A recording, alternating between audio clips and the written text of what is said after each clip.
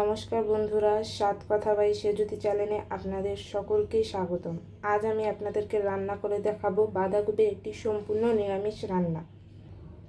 এই রান্নাটিতে আমি পেঁয়াজ রসুন একদমই ব্যবহার করব না। যারা পেঁয়াজ রসুন দিয়ে রান্না করা খাবার একদমই খেতে পছন্দ করে না, তাদের জন্য আজকের এই রেসিপিটা হবে একদম পারফেক্ট রেসিপি। তো ভিডিওটি স্কিপ না করে শুরু থেকে একদম শেষ পর্যন্ত দেখে যাবেন। তো চলুন আজকের ভিডিওটি শুরু করা যাক। এখন আমরা সোয়াবিনগুলো আগে প্রথমে ভেজে নেব। তো কড়াইতে প্রথমে আমরা দিয়ে দিই একটু সাদা তেল, একটু লবণ, একটু হলুদ। এটা আমরা ভালোভাবে তেলের সাথে মিশিয়ে নিয়ে সোয়াবিনগুলো দিয়ে দিচ্ছি। সোয়াবিনগুলো আগে একটু গরম পানি দিয়ে 5 থেকে 10 মিনিট ভিজিয়ে রেখে দিতে হবে। রেখে তারপরে একটু ভাজলেই হয়ে যাবে। একটু লাল লাল করে ভাজতে হবে। এই যে এরকম লাল লাল ভাজা হয়ে গেলে আমরা এটা নামিয়ে ফেলবো। আমরা কিছু শুকনো গুঁড়ো করে নেব। এতে দিয়ে দেবো কিছু ধইনা, সামান্য জিরে, 4টে দারুচিনি, 2টো এলাচ। এখন এটা খুব মাঝারি আছে, এটা হালকা ভেজে নেব। তো আমাদের মশলাটা ভাজা হয়ে গেছে, এখন আমরা এটা বেটে নেব।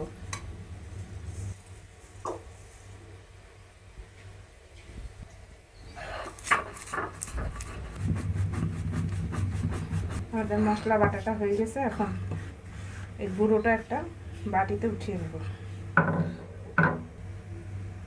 তো সবার প্রথমে আমরা কড়াইটা বসিয়ে নিই। দিই সাদা তেল,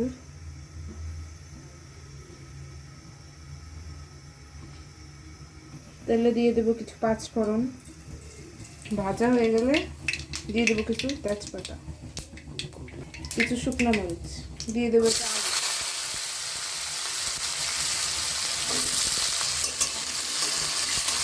সামান্য একটু লবণ, একটু হলুদ। এখন এটা একটু লাল লাল করে ভাজবো। এদিকে আমাদের আলুটাও একদম হলুদ হলুদ করে ভাজা হয়ে গেছে। এখন এতে আমরা দিয়ে দিব কিছু গাজর, এরপর দেবো কিছু আদা। এটা এই আদা এই মশলাটা আমরা এটার সাথে ভালোভাবে তেলের সাথে ভেজে নেব। কিছুক্ষণ ভাজার পর আমরা এতে এক এক করে সব মশলাগুলো অ্যাড করতে থাকবো। এখানে দিয়ে দিচ্ছি লবণ, হলুদ, কাঁচামরিচ। এখন আমরা এই মশলাটা সুন্দর করে কষিয়ে নেব। শুকনো শুকনো হয়ে গেছে, আমরা এখানে একটু দিয়ে দেবো সামান্য একটু জল।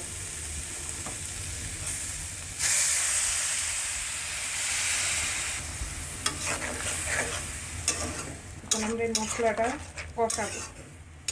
এখন আমরা দিয়ে দেবো এতে সামান্য মটরশুঁটি, কিছু টমেটো। এটা একসাথে ভালোভাবে মিশিয়ে নেব। এখন এটাকে আমরা কিছুক্ষণের জন্য ঢেকে দেব। এখন আমরা দেখি আমাদের মশলা কত দূর কষানো হলো। এই মশলার জল অনেকটাই কমে গেছে। এখন বাঁধাকপিগুলো এর উপর এরকম ছড়িয়ে দিয়ে দেবো। এখন এতে এক্সট্রা কোনো আর জল দিব না, কারণ বাঁধাকপি থেকে জল বের হবে। এখন এটা কষ্ট করে আর নাড়া দেওয়ার দরকার নেই। এটা এখন আমরা ঢেকে দেব, কারণ সেদ্ধ হয়ে গেলে এটা অনেকটা কমে যাবে, তখন আমাদের নাড়া দিতে সুবিধা হবে। তো এখন দেখি, এই যে দেখাই যাচ্ছে চারিপাশে জল বের হয়ে গেছে। এখন আমরা একটু নাড়িয়ে চাড়িয়ে মশলার সাথে ভালোভাবে এটা মিক্স করে নিই। বাঁধাকপিটা সেদ্ধ হবে, এখন আটটু ঢেকে দেবো আমরা। এখন আমরা এতে ভেজে রাখা সয়াবিনগুলো দিয়ে দিব।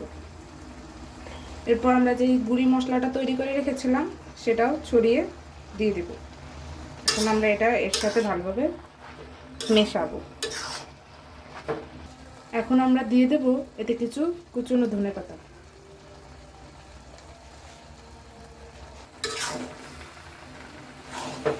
ভালোভাবে মিশিয়ে নেব। আমাদের রান্নাটা হয়ে গেছে। এখন আমরা এটা বাটিতে ঢেলে নেব।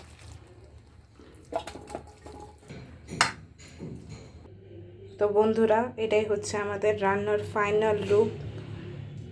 দেখতেই অনেক সুন্দর দেখাচ্ছে।